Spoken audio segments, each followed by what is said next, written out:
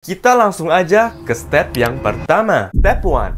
Rencanakan. Salah satu alasan kenapa kita malas itu karena nggak ada clarity atau kejelasan. Aku sudah tonton video yang satu ini dan ternyata ada 8 kategori kemalasan. Salah satunya yaitu malas karena ketidakpastian. Karena itu solusinya ada di buku Atomic Habits, yaitu niat implementasi. Jadi rencanain kapan dan di mana kamu akan belajar. Kamu bisa rencanain nih. Jadi di pagi hari atau semalam sebelum kamu tidur, kamu bisa aja rencanain kalau kamu mau belajar sains di jam 10 di kamar. Sebab kebiasaan itu dimulai dengan petunjuk atau pemicu. Dengan cara ini, aksi kita tuh jadi jelas. Di buku Atomic Habits, James Clear bilang, banyak orang berpikir mereka kurang termotivasi, padahal sesungguhnya mereka kurang jelas. Terus, step apa lagi yang harus kamu lakukan? Step kedua, ubah mindsetmu. Ubah mindsetmu yang dari aku harus belajar, jadi aku berkesempatan untuk belajar. Kalau kita terus-terusan bilang aku harus ini, aku harus lakukan itu, harus lakukan ini, yang ada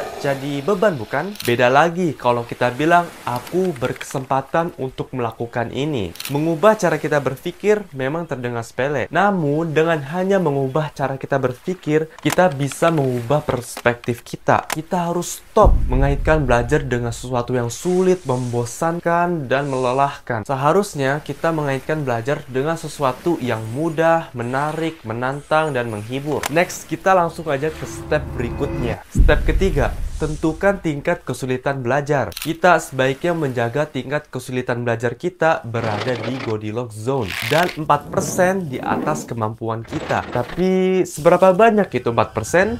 Simpelnya sih, 4% itu sedikit di atas kemampuan kita. Misalnya nih, 30 menit itu terlalu mudah. Jadi kamu tambahin lagi jadi 1 jam belajar yang terasa sedikit menantang. Atau kamu bisa juga belajar dulu materi yang tidak sulit tapi sedikit menantang. Gak kerasa nih. Selanjutnya adalah step yang keempat.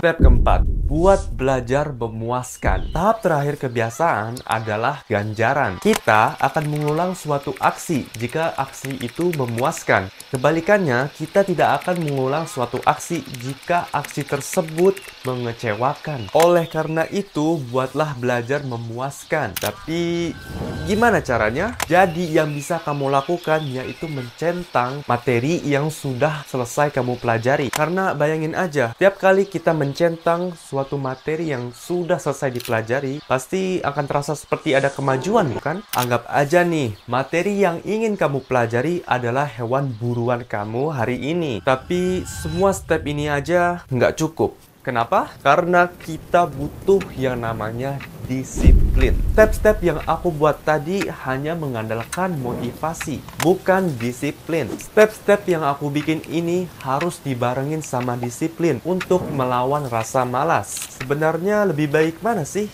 Disiplin atau motivasi? Menurutku, dua-duanya sama-sama penting. Karena motivasi mendorong kita untuk melakukan sesuatu. Tapi motivasi terkadang datang dan pergi. Maka karena itu, disiplin juga sama penting. Ketika kamu disiplin, kamu melakukan sesuatu tanpa memperdulikan suka atau tidak. Tapi menurutku, disiplin tanpa motivasi terasa berat. Makanya, motivasi dan disiplin itu harus satu paket.